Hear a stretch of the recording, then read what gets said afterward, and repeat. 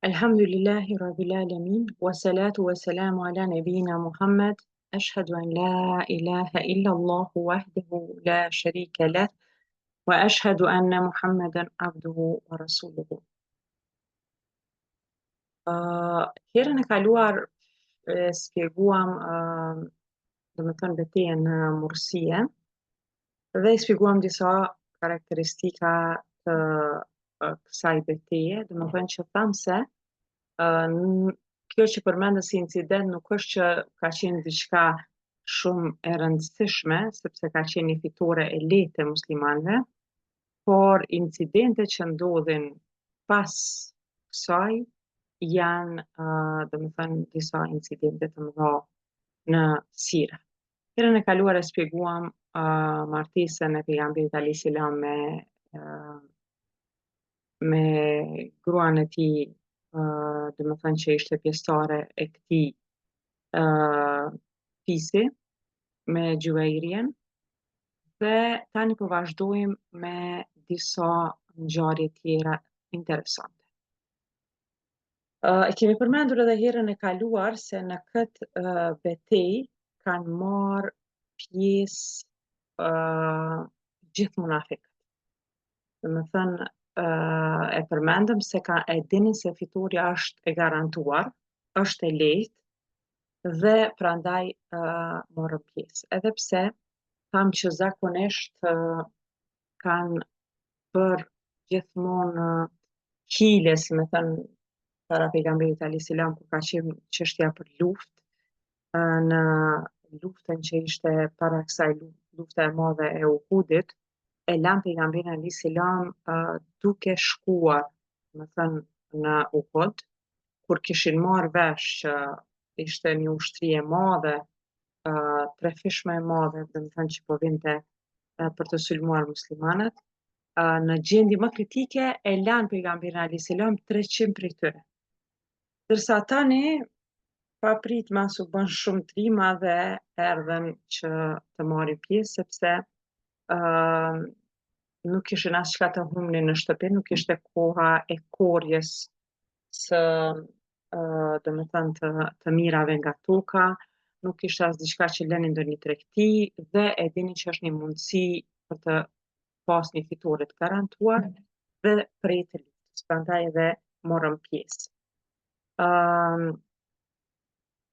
Këtu është interesant se edhe Abdullah ibn Ubej ibn Seluli, që ishte krye munafiku, domethënë kryesori, edhe ai ishte pjesëmarrës në këtë luftë së bashku me të tjerë.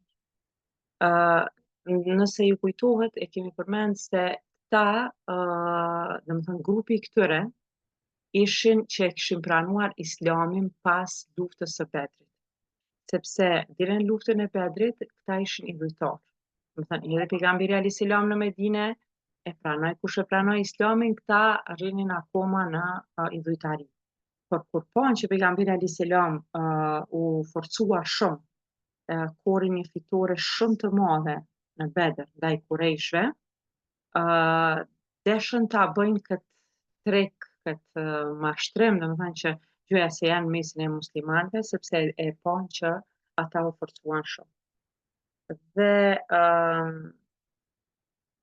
kishte ndodhur domethënë që edhe më herët, para se vinin këtu, para se të bënte atë dezertimin në prag të luftës së Uhudit, duke i thënë pejgamberit alayhis salam se sa ke dëgju ti strategjinë tonë, prandaj po kthehemi, që ishte vetëm një arsye për ta lënë keq pejgamberin alayhis salam. Edhe para kësaj kishin ndodhur disa fyrje prej këtij Abdullah ibn Ubejt. Saqë kur ka ardhur pejgamberi alayhis salam një herë, domethënë në Medinë në ato ditët e para, Abdullah ibn Ubej e fyen pejgamberit alayhis salam, i cili ishte domethënë në atë kohë mbi një gomar, i tha çka është kjo erë e keqe, largo ma këtë erë të keqe. Domethënë ishte një fyrje e madhe që të thotë se pejgamberit alayhis salam domethënë është mbi gomarin që i vjen erë e keqe. Këtë e kishte bërë vetë për ta nënçmuar pejgamberin alayhis salam. Po çdo herë pejgamberi alayhis salam i kishte ikur incidenteve me Abdullah ibn Ubej. Dhe këtu tani dhe të ndodh diçka, domethënë që është aq fyese për pejgamberin alayhis salam. Do të mësojmë se si pejgamberi alayhis salam do ta tejkaloj edhe këtë sfidë me Abdullah ibn Ubejin, për të mirën e përgjithshme të muslimanëve, dhe në anën tjetër do të kuptojmë se si Allahu subhanahu wa taala do t'ju nxjerrë në pa fytyrën e tyre të vërtetë. Pra, të këtyre munafikëve, hipokritëve. Ne kemi shpjeguar edhe herave tjera se munafik apo hipokrit janë ata të cilët deklarohen që janë musliman, po në fakt e urrejnë islamin edhe muslimanët. Allah na mbrojt nga të qenëve të tillë. Duke u kthyer nga kjo betejë e Morejsis, ndodhi një gjë, domethënë që nuk kishte ndodhur më herët në mes të ensarëve dhe muhaxhirëve. Pra kemi shpjeguar se si pejgamberi alayhis salam i ka vllazëruar, se si ensarët i kanë mirëprit, muhaxhirët ju kanë dhënë edhe gjërat më të dashura të tyre, çdo gjë ka nda me ta, është një shembull i lartë, domethënë që duhet të mirët si shembull në çdo shoqëri njerëzore.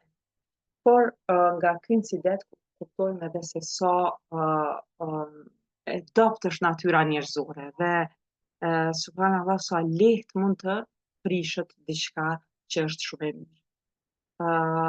Ndodh që dy adoleshentë, domethënë dy të rinj, njëri prej ensarëve dhe tjetri prej muhaxhirëve shkuan të njëjtën kohë të marrin ujë për pjesën tjetër, dhe ata papritmas fillojnë përleshin diçka. Dhe kjo nuk ndalet vetëm me një përleshje, po njëri e shqelmon, tjetri i mshon grosht tjetrit, dhe fillojnë domethënë një farë rrahje, një farë kacafytje mes tyre. Dhe ky që është i muhaxhirëve, pra i ardhur prej Mekës në Medinë, bërtet dhe thot: "O muhaxhir, ejani më ndihmoni." Ndërsa ky tjetri i thot: "O ensar, ejani më ndihmoni." Dhe kur i dëgjojnë këtë zë, fillojnë domethënë edhe burra të tjerë të vrapojnë, të shikojnë, e tash secili tu e arsyetua atë veten dhe fillojnë tu e mbrojtë secili të veten, saqë filluan edhe të përleshin mes vete, domethënë secili duke e mbrojtur të veten e duke folë fjalë të këqija për tjetrin. Dhe subhanallahu pejgamberi alayhis salam u njoftu për këtë gjë dhe del me njëherë dhe thot çka ka ndodhur, dhe ata fillojnë mi tregu që se si janë kapur këta dy, dhe pastaj këta tjerët kanë fillu mi mbrojt. Atëherë pejgamberi alayhis salam ju thot: "A do të ktheheni në xahiljet? Kjo është një punë shumë e shëmtuar." Subhanallahu, pra pejgamberi alayhis salam nuk i pyet as për detaje cili fajtori, si qysh e tjerë, pra është një lojë fëmijësh, adoleshentës, të cilët për pak kanë fillu të sigurisht për ndonjë gjë të vogël, mirë po pejgamberi alayhis salam i ndalon ata duke ju thënë se kjo punë e ndarjes te muhaxhir e te ensar është kthim në xahiljet. Pikërisht e kishin këtë fiset e ndryshme arabe që secili mburej për fisin e vet se është më i miri, dhe kështu luftonin njëri me tjetrin. Pra erdhi Islami që ata i bashkoi dhe i mësoi që të gjithë janë vëllezër dhe nuk duhet të ndahen në gjëra të tilla, sepse kjo është gjë shumë e shëmtuar. Subhanallahu, muhaxhir dhe ensar janë dy ndarje që përmenden edhe në Kur'an. Domethënë Allah i përmend muhaxhirët, i lavdron muhaxhirët për atë që kanë bërë sakrificën, që kanë shku për hir të Allahut, e kanë bë shpërnguljen, hijretin, i kanë lënë pasurinë, çdo gjë, dhe kanë shku në Medinë për të praktikuar fenë dhe për ta ndihmuar pejgamberin alayhis salam. Gjithashtu i përmend edhe ensarët, i lavdron ata se si jepni çdo gjë nga vetja, domethënë për të ndihmuar vëllezërit e tyre, dhe se pranuan pejgamberin alayhis salam, pra i ndan si ndarje i përmend muhaxhir dhe ensar. Mirë po dhe kjo ndarje që në Kur'an është përmend me emra, nëse keq përdoret edhe bëhet në këtë mënyrë që mundohet se ne jemi më të mirë, ju jeni më të këqij, kjo është e barabartë me xahiljet. Pra e lere më në ditë sodit si është diçka domethënë që është evidente mes njerëzve ndahen jo ti i këtij rajoni, ti i këtij rajoni tjetër, ti i këtij qyteti, ti i këtij fshati e gjëra të tjera, pra prej kësaj po mësojmë se pejgamberi alayhis salam e ka quajt xahiljet, ignorancë, padituri, domethënë kohë para se mu pranu Islami. Kur pranohet Islami nuk ka më domethënë me lavdru veten në kurriz të tjetrit, domethënë duke e shoh tjetrin. Dhe kjo shumë shpejt, si ju thot kështu pejgamberi alayhis salam, domethënë ndahet. Ndahen ata dhe e kuptojnë që është një gabim shumë i madh. Mirë po, nga kjo ngjarje mirën disa mësime. E para është natyrshmëria e brisht njerëzore, domethënë sa i ligë është njeriu, sa i dobët është njeriu, sa domethënë lehtë mund të ndezet një sherr, mund të plasë sherri për moment. Edhe pse këta ishin gjenerata më e mirë, prej hadithit të pejgamberit alayhis salam që gjenerata më e mirë e njerëzve janë shokët e mi, janë sahabët. Pastaj janë ata që vinë pas tyre, pastaj ata pas tyre. Mirë po dhe këta janë njerëz, nuk janë engjëj, pra mund të zemrohen. Po pse janë gjenerata më mirë shihet nga ajo që në momentin që ju thot pejgamberi alayhis salam e largojnë këtë gjë. Mirë po, është mësim për neve se duhet kemi shumë kujdes, sepse natyra njerëzore e tillë është që shpejt mund të ndezet edhe mund të bëhet prej e iblisit e që dëshira e tij është me nda umetin musliman. Domethënë mund të bien grosk e këtyre pretendimeve, këtyre domethënë qëllimeve të shejtanit. Mësim tjetër është sa e shëmtuar është ndarja në baza të origjinës. Pejgamberi alayhis salam këtë shprehjen që e ka përdor në gjuhën arabe mundtinë ka kuptimin diçka e nevërritshme, e kalbur, e qelbur, e ndyrë. Domethënë lerini se kjo ndarje është kthim në xahilet dhe është gjë e shumë e ndyrë, shumë e ulët. Prandaj është një mësim për neve se domethënë duhet të largohen këto ndarjet që i përmenda më herët në bazë të rajoneve ose fiseve tjera. Dhe mësim tjetër është se është mësim për neve, domethënë udhëtia e pejgamberit alayhis salam se si e bën zgjidhjen e këtij problemi pa kërkuar detaj. Dhe nuk është diçka aq e rëndësishme sa që tash me kërku detaje, kush i pari, si i pari, pse e bëri, pse s'e bëri. Me qëllimi është të m'ju tregu që kjo çka është bër, është çaq e keqe sa që ju kthen në xahiljet, në kohën para Islamit. Nuk ka të bëj fare me muslimanin. Dhe me kuptu domethënë që të dy anë pa marrë parasysh detajet se si ka fillu, është diçka e keqe dhe duhet ta braktisni menjëherë. Pra, këtu janë disa mësime prej kësaj ngjarjes. Në ndërkohë, Abdullah ibn Ubej, që ishte pra ky krye munafiku, kur dëgjoi se mosmarrveshja ishte zgjidhur, filloi mu zemru. Pse? Se ai ishte i lumtur që po ndodh përqarja, sepse nuk e donte këtë gjë që të bashkoheshin ensarët me muhaxhirët. Domethënë kemi thënë se ai ka pasur ëndra që të bëhet mbret i Medinës. Dhe kur ka ardhur pejgamberi alayhis salam, kur kanë fillu ta pranojnë Islamin, ta pranojnë pejgamberin alayhis salam si lider, ai gjithmonë ka pasur arrogancë dhe sjellje të keqe me Muhamedit alayhis salam dhe me muslimanët, edhe pse është deklaruar se gjëja se e ka pranuar Islamin. Kështu që kur ndodhi që shpejt muslimanët u kthyen, domethënë u kthjellën edhe u larguan prej asaj mosmarrveshje, domethënë ja bën hallall njëri tjetrit, atëhere nga inati që ndodhi kaq shpejt kjo marrveshje,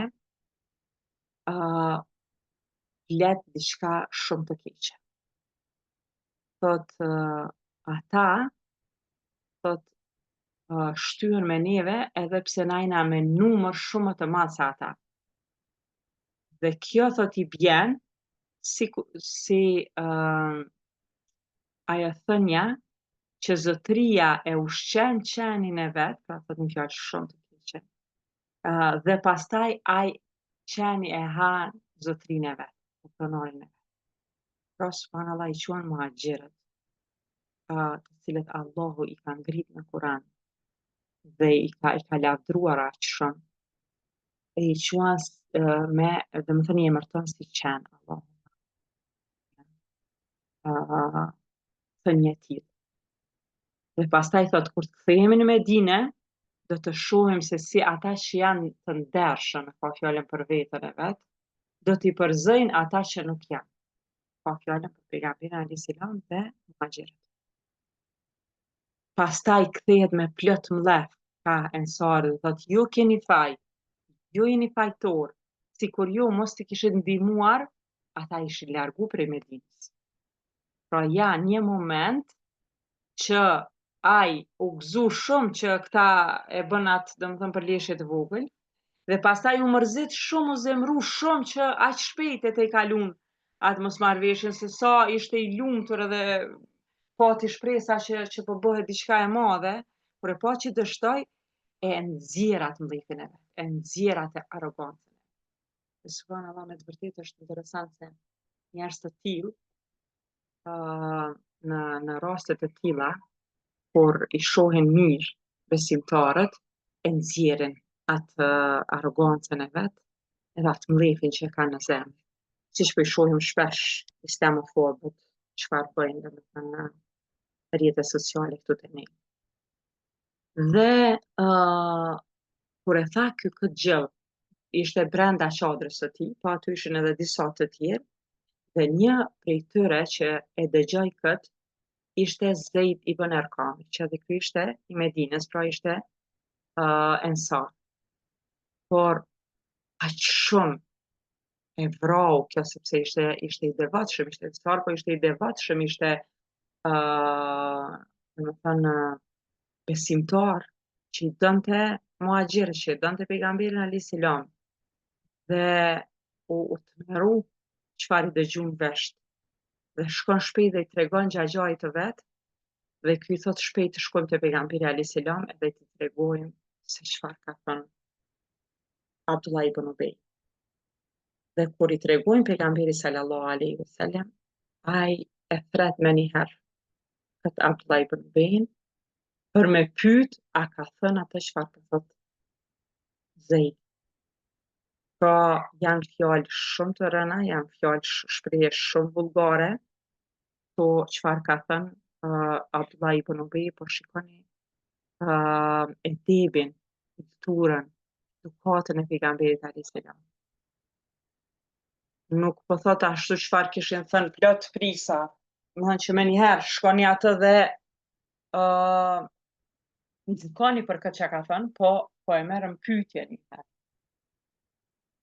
A ka thënë atë çfarë po thot Zeidi. Zeidi ishte shumë I ri, domethënë me moshë, po që kishte iman në zemrën e tij dhe nuk mund t'i vituru këto fjalë të këqija. Dhe kur I thot pejgamberi alayhis salam, a ke thënë ti kështu çfarë ka thënë Zeidi, fillon Abdullah ibn Ubay me bë betim pas betimi.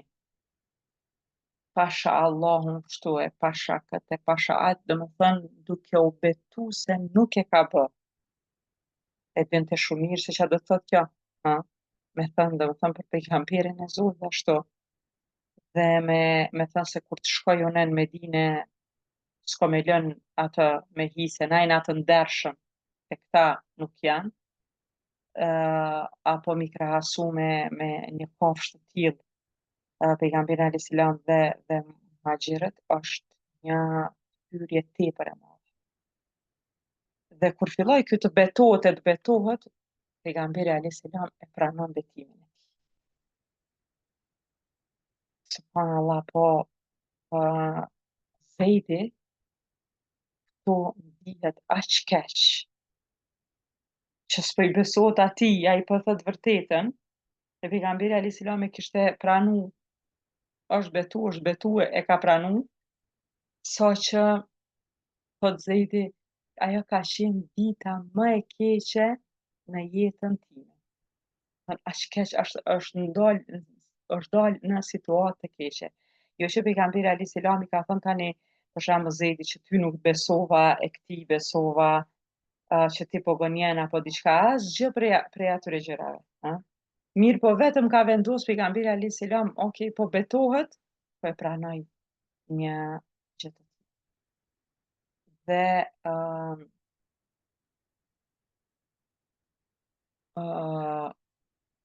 ndodh domethënë pejgamberi alayhis salam urdhëron që të nisen më një herë për Medinë. Dhe udhtojnë 20 orë pa u ndalur. Që edhe kjo ishte një strategji e pejgamberit alayhis salam, sepse kjo gjë kishte shkaktu shumë tension te krejt muslimanët. Dhe për ta tejkalu kët dhe për të, domethënë mos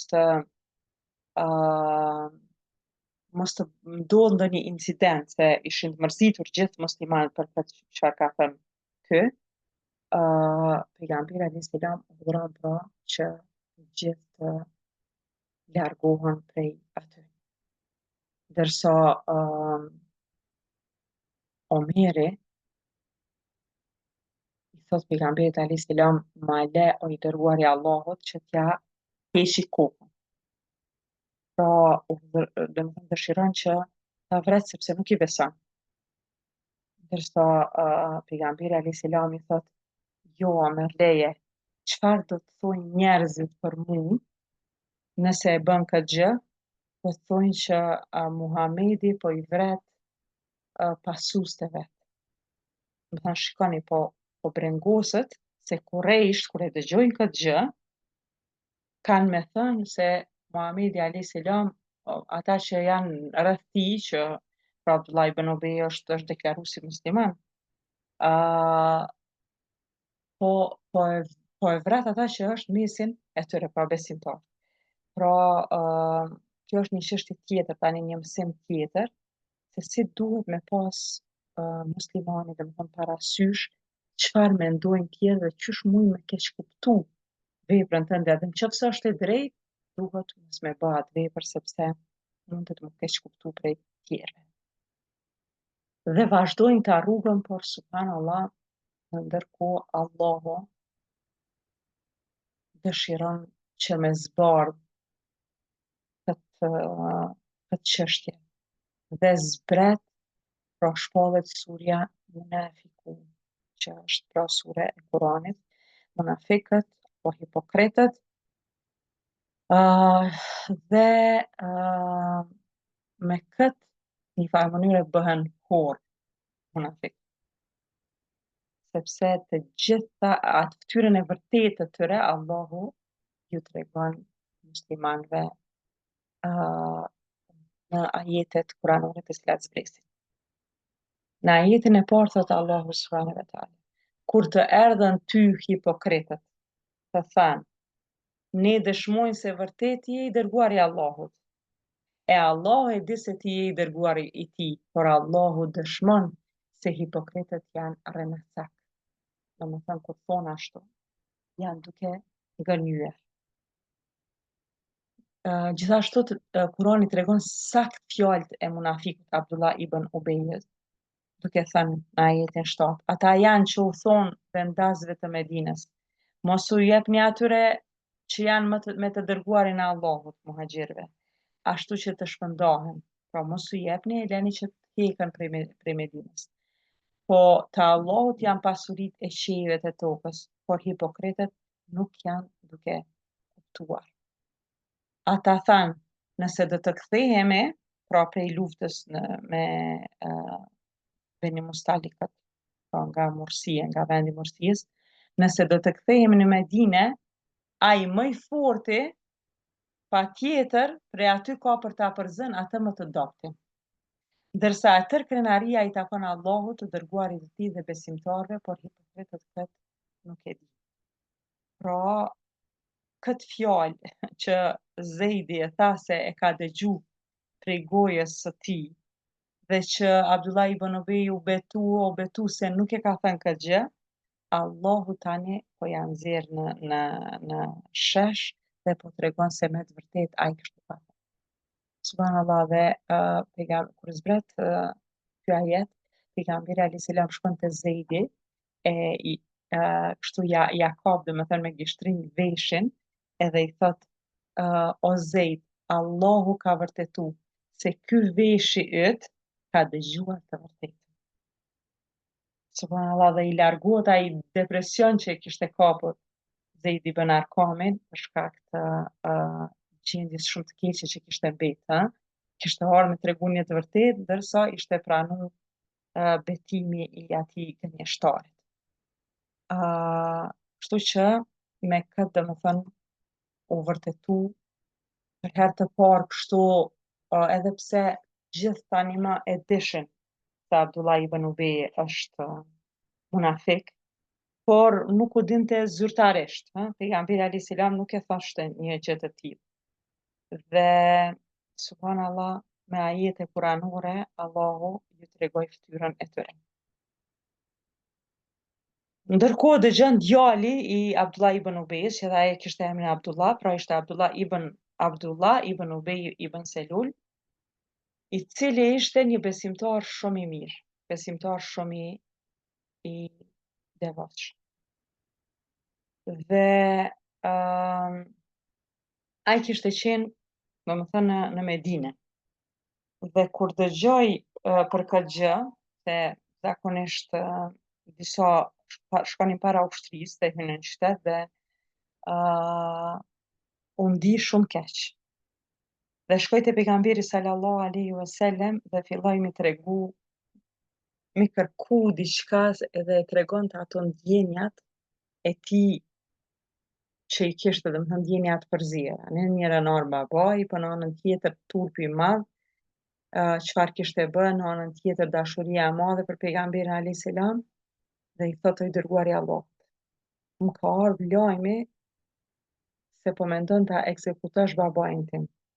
Nëse i urdhron dikujt tjetër ta bëj këtë, do të kam frikë që unë mandeje atë njeri habitem edhe m'kap ajo urrejtja që është e fëmijët për hakmarrje ndaj atij që ja ka vrarë babën, e thot kam frikë se mos po bëjnë ai gjë të keqe dhe po e vras atë musliman. E masani thot hi në xhehenem. Prandaj thot le mu, unë ta vras babain tim për këtë gjë kaq të shëmtuar që ka bë, e mos ta vras ndonjë musliman. Pra subhanallahu këtu nuk e kishte brengën për reputacionin e babait vet, po kishte brengën për vetë mos me hi në xhehenem edhe mos me vra ky vet ndonjë musliman.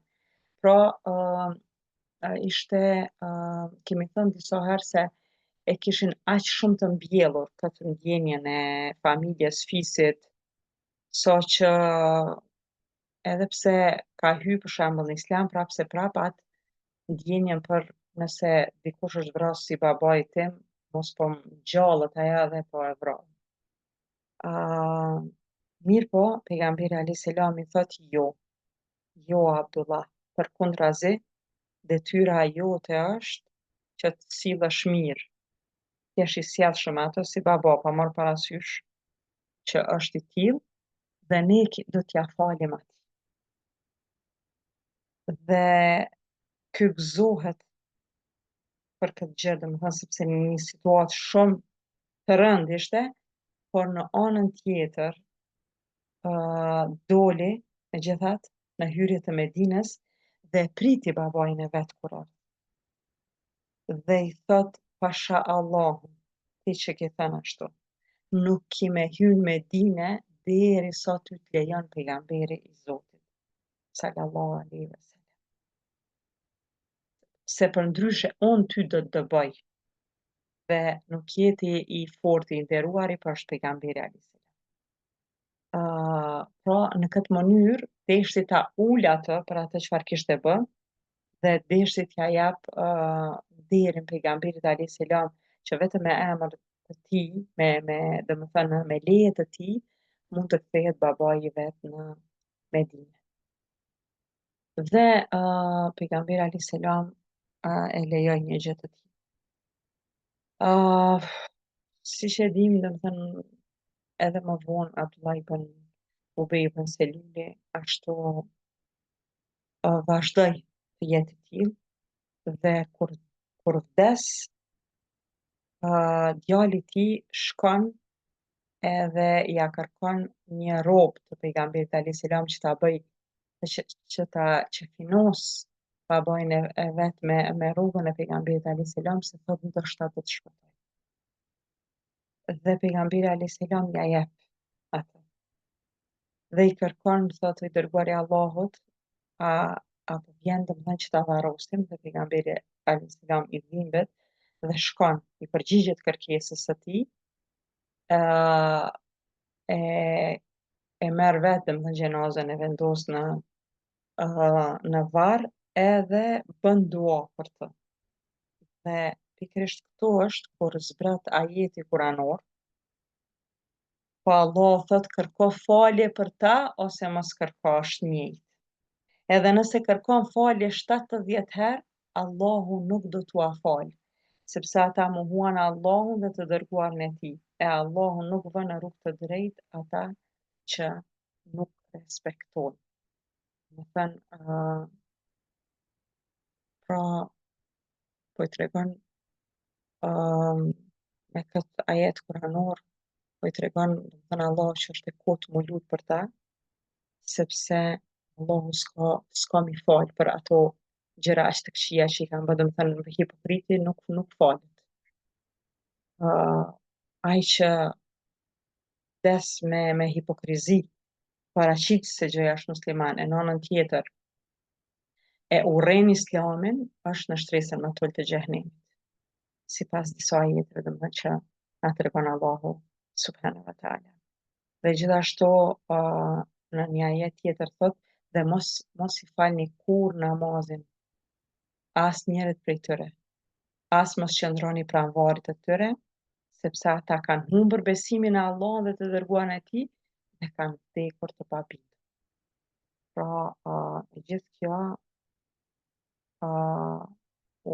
si me thonë, u shpall vetëm pasi që pejgamberi alayhis salam me butësinë e tij shkoi edhe ju përgjigj kërkesës së Abdullahut, djalit të Abdullah ibn Ubejs. Por ky është domethënë shkaku që zbretën këto ajete kuranore dhe që i kemi deri në ditën e gjykimit. Urtësia e pejgamberit alayhis salam për atë se çfarë veproi me Abdullah ibn Ubejin, që edhe pasi që u vërtetu me ajete kuranore se ky është i tillë, nuk mu ndërmori asgjë, u pa pas disa viteve. Sepse çfarë ndodhi? Ata kur zbritën ajetet për munafiqët, për hipokritët, krejt ajo pjesa që ishte me Abdullah ibn Ubej, që ishin minimumi 300 e më shumë burra të Medinës, sepse këtë e dim nga lufta e Uhudit kur u largu. Pas shpalljes së ajeteve për munafiqët reflektuan shumica prej tyre dhe u kthyen u bën musliman të vërtetë. Dhe çfarë i thot pas disa viteve pejgamberi alayhis salam Omerit, që i ka thënë më një herë atë vraskët munafik. I thot e sheh Omer, sikur të kishe vrar atëherë Abdullah ibn Ubejin, të gjithë në grupin e tij do të na ktheheshin me të keq. Nga një herë, edhe pse është gjëja më e drejtë, duhet diçka të tejkalohet për shkak të gjendjes, për shkak të shoqërisë, për shkak të rrethit, për shkak të botkuptimeve të tyre duhet t'i iket edhe drejtësisë në mënyrë që mos me ndodh diçka më e keqe. Dhe thot, ndërsa tani o merë, janë kthyer gjithë në besim deri në atë mosa që do të vdesnin për t'na mbrojtur neve. Pra i thot Omeri që tash këta janë bo qaq musliman që nëse edhe i thom une me vra vet ata Abdullah ibn Umi, shkojnë e vrojnë qaq besimtar të më thënë të mdhaj, janë gjendë tash me sakrifiku për pejgamberin alayhis salam. Po tek kishte vrar atëhere, ata nuk kanë pasur islam zemrat e tyre. Dhe kanë qenë një sikur se Abdullah ibn Umi. Dhe i shpërkeqësu gjendja se gjithë ishin bë kundër pejgamberit alayhis salam pse e vrave Abdullah ibn. Po deshti Allahu që të zbrisin ajetet që të del në shesh ajo që ka thënë brenda qadrës së vet. E kjo ishte argument që ata të fillojnë të reflektojnë edhe të fillojnë të besojnë. Dhe ky incident është një nga argumentet kryesore midis 10 argumenteve tjera gjatë sirës për rëndësinë e maslaha. Maslaha është mirëqenia publike. Pra, është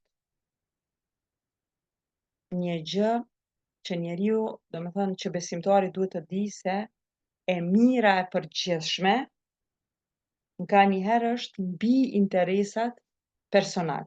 Pra shikohet e mira e përgjithshme edhe nëse dëmtohet ndonjë individ. Sepse duhet të shikohet mos të bëhet dëmi në shoqëri. Më lehtë përballohet dëmi i një individi se sa dëmi i tërë shoqërisë.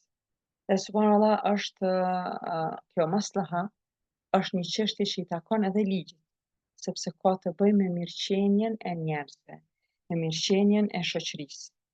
Është pjesë e fesë tonë që të brengosemi çfarë imazhi po japim të tjerëve. Ku e mësuam këtë gjë? E mësuam te rasti i pejgamberit alayhis salam kur i tha Omeri ata vrasta ju se çfarë do të thojnë tani njerëz që Muhamedi po i vret njerëz të tij. Kjo na shtin domethënë të mendojmë se është shumë e rëndësishme që secili prej neve me bardh një breng se çfarë imazhi po japim tjerëve. Sepse tash domethënë në këto kohra të cilat po jetojmë, fatkeqësisht si me thënë aludohet me të madhen atë se mos jeto për hall, shikoje veten tënde, punë e madhe që ka të thojnë tjerë, e tjera, ti mbulesën e ke për vete, ata domethënë bëjnë çka dojnë, e tjera. Domethënë deri në atë mos sa që keq interpretohet. Është e vërtetë se sharjet e njerëzve nuk mujnë me ndiku te ti me të ndalu ty që me zbatu një urdhër të Allahut. Le të thojnë çka të thojnë kur është urdhri i Allahut, është urdhri i Allahut edhe e zbaton atë. Mirë po, përgjegjësia që me lën imazhin sa më të mirë, që me tregu edukat, që me pas atë breng, çka thonë këta për neve, çka thonë këta për musliman tani, a marrin përshtypje të mira, a marrin përshtypje të keqe. Në ato korniza në cilat mujnë me rregullu një punë, krejt në pastër. Në ka ardhur shumë keq kur e kam dëgju një motër se si është diku në autobus, ka fillu mu përtesh aq keq me një grua e cila ja ka sharë mbulesën me fjalë aq të këqija dhe në anën tjetër ka thënë nuk mërzitna une pse çka menon kjo për mua dhe çka menon kjo për musliman. Duhet të mërzitemi sepse në momentin që je me mbulesë, ti je një imazh i islamit. Ti nuk je më një vjoca, një shpresa, një ardita, një lumturie, po je një muslimane me shans. Prandaj duhet mundohesh që ta lëm për shtypjen sa më të mirë të njerëzit. Çdo herë kur dëshiron me bë diçka, ndoshta vetë kishe vepru ndryshe, po kur të kujtohet që e ke shamin kokë, ose kur kujtohet që je muslimane që falesh dhe njerëzit e dinë këtë gjë, mund ta kesh parasysh se çfarë imazhi po lën të tjerë. Dhe ky është një prej rasteve që na mëson se si ka vepru pejgamberi alayhis salam. Pra munafikun e ka lënë gjallë me gjithë ato fyrje ofendime që njerëz në Mekë atje Kurejsht mos me thënë diçka keq për muslimanë. Abdullah ibn Ubeje pra e meriton të ekzekutim. Por pejgamberi alayhis salam nuk e bëri sepse mendoi se kafirët do të thonë e shes si i mbyt shokët e tij, Muhamedi alayhis salam. Pra, maslaha e mira e përgjithshme, e mirëqenia publike, është një çështje, domethënë që duhet gjithmonë të ketë parasysh. Mirë po, disa e kanë keq përdorur këtë dhe kanë fillu për të mirën e përgjithshme tani edhe për çështje që janë farz, obligative, jo që të shoqëri mos zbatohet, pra disa progresiv, disa musliman modern, kanë fillu me dhënë domethënë fetva që e mira e përgjithshme duhet shikohet, edhe në këtë shoqëri nuk është mirë të veprohet kjo apo ajo, edhe s'po e bëjmë. Subhanallahu, në çështje të cilat janë urdhëresa prej Allahut, nuk ka maslahat, sepse pikërisht ato urdhëresa janë ardhur për të mirën e shoqërisë. Ato e rregullojnë shoqërinë. Ne nuk jemi ata që gjykojmë a ma mirë me bë, a mos me bë një urdhër. Mirë po maslaha përdoret për çështja të cilat nuk janë urdhëruar në Kur'an dhe Sunet. Pra për çështje tjera të cilat nuk janë përmendur. Prandaj është një mësim i madh nga ky rast që të kuptojmë këtë gjë. Dhe çështja e fundit që ta përmendim në këtë ligjërat, po që është vetëm një hyrje në këtë çështje, e që nuk është zhvillimi kryesor i ngjarjes, është shpifja ndaj nënës së besimtarëve Aishës radiallahu anha. Është incidenti i tretë dhe i fundit që ndodhi gjatë kthimit nga ekspedita e Al-Mursijës. Është histori shumë e gjatë e shpifjes së Aishës radiallahu. Është një prej historive më të dhëmshme në sira, sepse merret me çështje personale, me çështje të familjes pejgamberit alayhis salam. Pra preket lidhja shumë personale midis një burri dhe një gruaje. Merret, domethënë me derën edhe në përkëmbjen e shenjtërisë së martesës.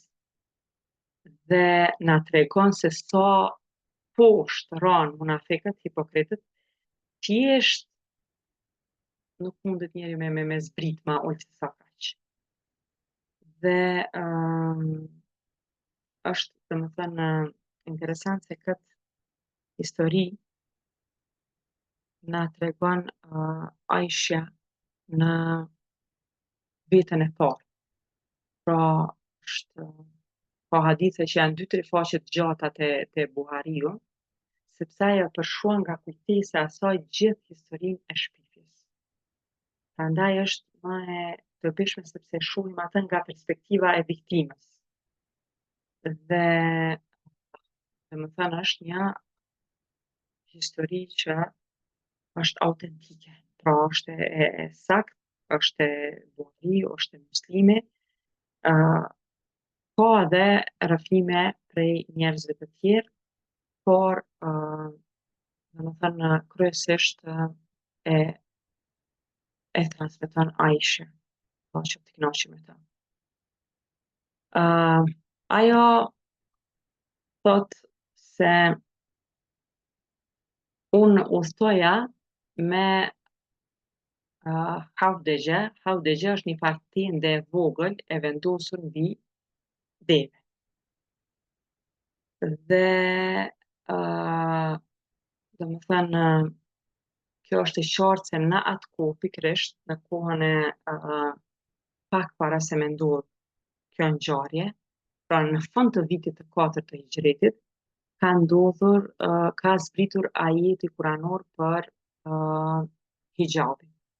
Domethënë për mbulimin dhe për, si me thënë, hijab e ka kuptimin buroj, perde, që ka zbrit, do të thënë, është urdhëruar për gratë e pejgamberit alayhis salam që të jetë jo vetëm hijab me mbulimin e kokës, por është kuptuar që edhe vendit përreth tyre, domethënë të ketë një perde. Prandaj edhe ka qenë në këtë tendën që ka qenë mbi deve, ka qenë ajo dhe udhtonte në këtë mënyrë.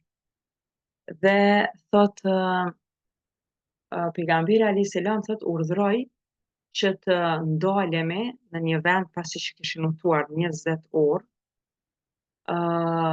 që ishte gati në hyrje të Medinës, por ishte natë dhe aty qëndroi domethënë kampi për një kohë para se të ngriten, pra domethënë kanë flajt, kanë pushu para se të ngriten dhe të vazhdojnë edhe ty në qytet.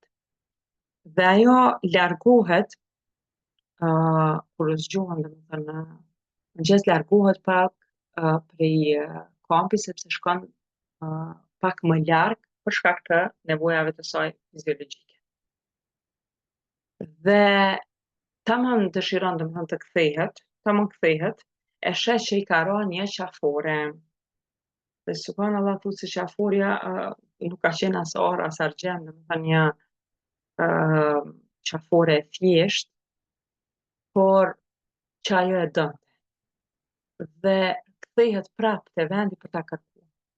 Po e kërkon, vonohet, nuk e gjen askund. Dhe në ndërkohë ushtria niset. Subhanallahu. Aisha kur tregon ngjarjen i arsyeton ata që e kanë bart këtë tendën e Aishës që e kanë vu mbi deve, thotë në atë kohë thotë unë isha nuk kisha shumë peshë. Dhe thotë me siguri ata kanë mendu që jam aty dhe kanë vu, domethënë i arsyeton ata që e kanë vu tendën kanë mendu, nuk e kanë hetu që nuk është askush. Dhe kur kthehet Aisha e sheh që askush nuk është dhe e sheh qaforen që ka qenë mu në vendin ku ka qenë devja e saj. Domethënë i paskarate vendi i devës dhe jo atje. Dhe thotë mendova se ata shumë shpejt kanë me pa që s'jam unë me ta dhe do të urdhëron pejgamberi alayhis salam që të kthehen dhe të më marrin. Mirë po thotë u vonuan dhe nuk u kthyn dhe mu si isha ashtu ulur, filloi të më merr gjumë. Dhe pas një kohe, thot, më zgjoj prej gjumit një dhikër. La hawla wala quwata illa billah, la hawla wala quwata illa billah. Thot, kur i qela syt e pash prej largut që ishte Safwan ibn Mu'ta. Do të thënë një sahab. Dhe ky subhanallah se si e pa që ishte do të thënë prej së largut e pa që kjo mund të ishte Aisha. Dhe e bënte dhikrin që me kuptu ajo që po afrohet Safwan. Dhe thot e afroi devën e tij dhe që domethënë e uli devën e tij, thot asnjë fjalë nuk foli me mua, vetëm dhikr bënte. Subhanallahu që është edhe një mësim interesant për neve se si muslimani çdo herë duhet ta përdor dhikrin. Edhe kur sheh diçka të çuditshme dhe kur i ndodh diçka e papritur e tjera duhet bëj dhikr dhe jo të thot fjalë të këqija. Dhe thot unë hypa mbi deve, thot dhe ai u nis, duke ma kthyer mu shpinën dhe pa thënë asnjë fjalë. Domethënë asnjë fjalë që ka thënë, veç e ka afru devën edhe e ka qu me bashku me pjesën tjetër të karavanit, sepse edhe ky kishte mbetur brapa ushtrisë. Dhe shumë domethënë shpejt pas një kohe, Aisha radiallahu anha e arrin ushtrinë dhe thot kur arritëm aty, bashku me pjesën tjetër dhe unë sapo hyra domethënë shtëpinë time, sa mbrim në Medinë, smurem aq shumë, thot sa që më kapi temperaturë edhe ethe edhe kështu isha për disa ditë të tëra. Më thënë, ka qenë një kohë kur ajo ka qenë e sëmurë, Allahu ka dashur kështu që mos të dëgjoj se çfarë po flitet për të. Dhe është interesant se në çdo libër që përmendet kjo ngjarje, përmendet vetëm shpifja ndaj Aishës. Sepse Allah do ta vërtetojnë që është shpifje. Mirë po as kush prej dietarëve, as prej atyre të parëve, as të fundit, nuk e ka përmend shpifja për çka. Po dihet që munafiqët e kanë shpërndarë shpifje sepse nga mlefi që Abdullah ibn Ubejti doli në pa ftyra e vërtetë, Allahu zbriti ajet për këtë gjë dhe tani ta dëmtojnë pejgamberin alayhis salam në vendin domethënë më të ndihshëm në familjen e tij, sepse e pan atë duke ardhur me Safwan ibn Mu'attal. Mirë po subhanallahu prej edebit, prej kulturës, prej edukatës së muslimanëve, dietarëve, është që përmendet vetëm si shpifje dhe nuk përmendet detaje se çka shpifje për çka. Pra po, nuk kuptoj. Dhe kjo është një mësim për neve që nuk duhet të fliten detaje lidhur me një gjë të keqe, edhe nëse ka ndodhur. Siç përmenden sot për shembull nëpër media. Gjëja më e vogël egzagerohet e përmendet detaje, sepse duke u përmendur detaje edhe për krime, shpëndohen më shumë krime. Duke përmendur detaje për amoralitetin, hapet më shumë amoraliteti. Pra, nuk ka një gjë të mirë për shoqërinë nëse flitet në detaje për gjëra të cilat nuk janë të mira. Prandaj është prej edukatës islame që mos të flitet në këtë mënyrë në detaj, sepse e keqja edhe mëkati i tjerëve do të shpëndahet dhe të tjerë do të bëhet një farë imuniteti ndaj të keqes nëse vazhdimisht përmendet kjo kështu e ajo ashtu, kjo bëri kështu, kjo bëri ashtu, njerëzit do të mësohen vesh dhe shumë shpejt domethënë do ta janë gjendje edhe ata ta veprojnë të njëjtën gjë. Kështu që kjo është e tëra çfarë kemi përgatitur për këtë ligjëratë të radhës. Lutem Allahun që të shpërblet me xhennet për durimin dhe sakrificët që e bët domethënë për të dëgjuar këtë ligjëratë dhe shpresoj që të jetë e dobishme për ju, për ne, për të gjithë. Alhamdulillahi rabbil alamin. Salatu wassalamu ala nabiyina Muhammad.